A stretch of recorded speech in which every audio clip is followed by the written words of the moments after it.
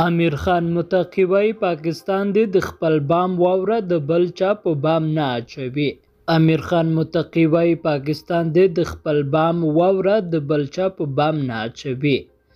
د طالبانو حکومت د بهرنیو چارو سرپرست وزیر امیر خان متقي نن چهارشنبه کابل کې د متحدینو د یوه حمایوي مرکز پرانیسته کې وویل د پاکستاني وزیران دې د خپل بام واوره د نورو په بام نه ور اچوي او اړتیا ده چې خپل ستونزې په خپل کور کې حل کړي. متقي وایي پاکستان ته مشوره ورکوي چې دغه پیښه په جدي توګه وڅېړي او د ملامتۍ ګوته د افغانستان ته نه نیسي. د دوشنبې په ورځ په پېښور کې د یوه جومات دننه د یوه ځانمرګي برید له امله له 92 ډېر کسان ووژل شول او شاوخوا 160 نور ټپیان شوي دي.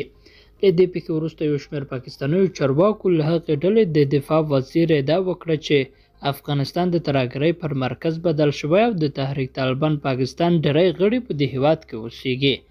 متقي زیاتوي که څوک وایي چې افغانستان د ترهګرۍ مرکز دی نو د ده په وینا که تاسو وایئ چې ترهګري سرحد نه لري او که افغانستان د ترهګرۍ مرکز وای نو دا به چین، تاجکستان، ازبکستان، ترکمنستان او ایران ته هم پراخه شوی وای. متقي ټینګار وکړ چې دغه هیوادونه امن دي او په خبره یې چې افغانستان کې ترهګري نشته. د غوښ په نوم د متحدینو د درملنې 50,000 بستریز حمایوي مرکز نن چهارشنبه کابل کې پرانیستل شو. په دغو مراسمو کې طالب چارواکو سربېره د ملګرو ملتونو استازیو، د ترکیې، چین او پاکستاني سفارت استازیو هم ګډون کړی و.